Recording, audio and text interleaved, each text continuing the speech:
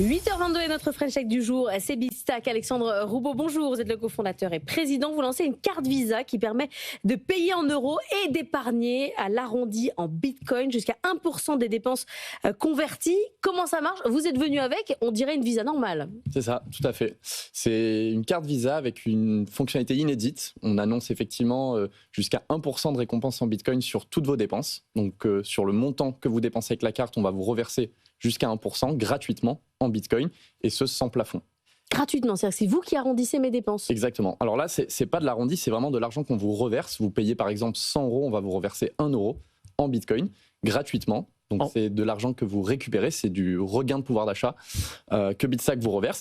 Et en plus, il y a effectivement une deuxième fonctionnalité sur cette carte qui est l'arrondi instantané et sans frais de vos dépenses. Donc, c'est-à-dire là, vous achetez un café 2,60 € avec la carte, Bitstack va arrondir automatiquement à 3 € et la petite monnaie, donc les 40 Et ça, c'est centimes. votre épargne. Et ça, c'est votre épargne. Voilà. Vous nous remboursez plus que l'arrondi finalement. Si on achète un gros montant, on récupère plus d'un 1%. Donc pour le coup, c'est tout l'intérêt de la carte, c'est vraiment de protéger votre pouvoir d'achat en épargnant en Bitcoin, de vous aider à adopter une bonne discipline financière et finalement d'aider les utilisateurs de la carte à épargner. Hein, avec toujours la même logique, c'est-à-dire la logique de ce qu'on appelle le DCA, le dollar cost averaging, c'est-à-dire le fait de lisser son risque en investissant petit à petit mais régulièrement en Bitcoin. C'est un peu ça la clé finalement pour se prémunir face à la volatilité inhérente des cryptos. Tout à fait, parce qu'on sait aujourd'hui que le Bitcoin est un actif volatile, mais ce qui est intéressant, c'est sur un horizon de temps long.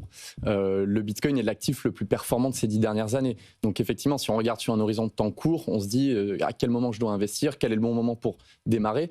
Finalement, en fait, c'est aujourd'hui, on peut démarrer.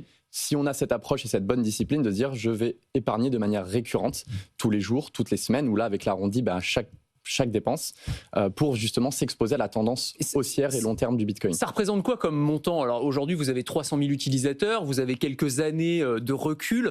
C'est quoi le portefeuille moyen de vos utilisateurs aujourd'hui qui ont utilisé l'arrondi pendant toutes ces années, à chaque fois qu'ils sont allés au supermarché ou à la boulangerie? Alors sur l'arrondi, vous l'avez mentionné peut-être pour donner un peu de contexte, c'est plus de 300 000 utilisateurs, c'est plus de 300 millions d'euros épargnés en Bitcoin à date sur la plateforme en seulement 3 ans.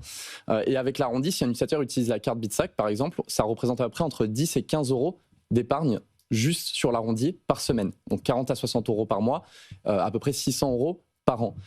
Tout ça exposé au prix du Bitcoin. Donc c'est-à-dire que vous avez mis 600 euros de côté, mais si le prix du Bitcoin fait x2, votre épargne se valorise. Et sur les 1 euro que vous me reversez, alors c'est très bien pour mon pouvoir d'achat, mais vous n'êtes pas une ONG. Donc c'est quoi le modèle économique? Alors nous, on a déjà une application aujourd'hui sans la carte qui permet d'acheter et vendre du Bitcoin. Donc à chaque fois que vous achetez et vendez du Bitcoin sur la plateforme, nous, on se rémunère avec une commission, des frais sur vos transactions.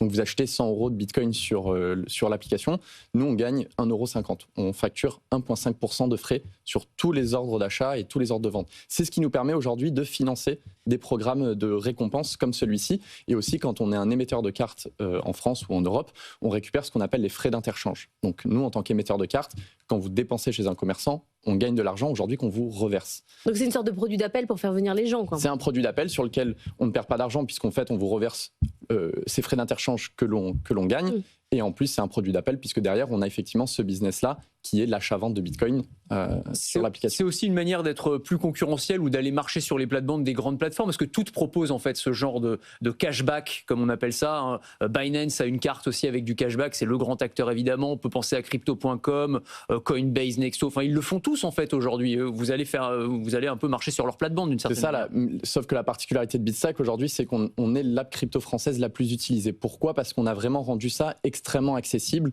C'est à partir de 1 euro sur l'achat. Donc si vous l'achetez du Bitcoin demain sur l'application, vous pouvez le faire à partir de 1 euro. Vous n'avez pas besoin d'utiliser la carte. Vous pouvez juste épargner et notamment bénéficier de ce système d'arrondi sur vos cartes existantes. Vous pouvez connecter votre compte bancaire existant sur l'application et avoir la même mécanique. Tout ça dans un environnement sécurisé, puisqu'aujourd'hui, Bitstack est un acteur français et régulé. On a été la 3e société agréée MiCA, qui est le fameux agrément de l'autorité des marchés financiers sur les acteurs de la crypto-monnaie, pour vraiment donner confiance aux utilisateurs sur la sécurité de la plateforme. Un Français sur 3 a l'intention d'acheter des cryptos en 2026. Pourtant, en 2025, il fallait quand même être bien accroché, mais ça ne fait rien. Ce chiffre est énorme. Ça reste privilégié par les Français qui ont cette envie vis-à-vis des cryptos. Comment vous expliquez ça? C'est pour nous le reflet de la proposition de valeur du Bitcoin sur maintenant c'est plusieurs années. Aujourd'hui, il y a un vrai contexte économique difficile. On parle de près de 25% d'inflation sur la zone euro sur les 5 dernières années. Ça veut dire que les Français et les Européens ont perdu près d'un quart de leur pouvoir d'achat. Donc, les gens commencent à se poser des questions. Comment est-ce que je protège mon épargne? Comment est-ce que je protège ce pouvoir d'achat? Et le Bitcoin, en face, est arrivé avec une proposition de valeur assez intéressante. C'est une monnaie avec une quantité limitée à 21 millions. Il n'y en aura jamais plus. Il n'y a personne qui la contrôle, pas de banque centrale, pas de gouvernement. Et donc ça attire les jeunes comme les moins jeunes. Et aujourd'hui, on en a fait notre mission chez Bitstack de démocratiser justement l'épargne en Bitcoin. Vous, dans la gestion de votre entreprise, vous avez du Bitcoin justement, enfin pour la trésorerie. Est-ce que ça fait partie, comme le font maintenant beaucoup d'entreprises américaines, d'avoir du Bitcoin à côté des euros ou même pour remplacer les euros? Alors au niveau de l'entreprise, non. Pourquoi? Pour une raison très simple, parce qu'aujourd'hui, on investit énormément toute la trésorerie de l'entreprise sur la croissance, sur l'acquisition de nouveaux clients, sur le développement de nouveaux produits, justement sur le lancement de cette carte. Donc on n'a pas ce trésor de guerre sur lequel on pourrait se poser des questions sur comment le protéger, ce que font certaines entreprises cotées, notamment qui s'assoient sur énormément de cash. Nous, c'est pas encore le stade de maturité dans lequel on est, mais c'est effectivement des sujets qui nous intéressent puisque c'est en total alignement avec notre mission et ce qu'on offre aujourd'hui. Alexandre Roubaud, le cofondateur et président de Bitstack.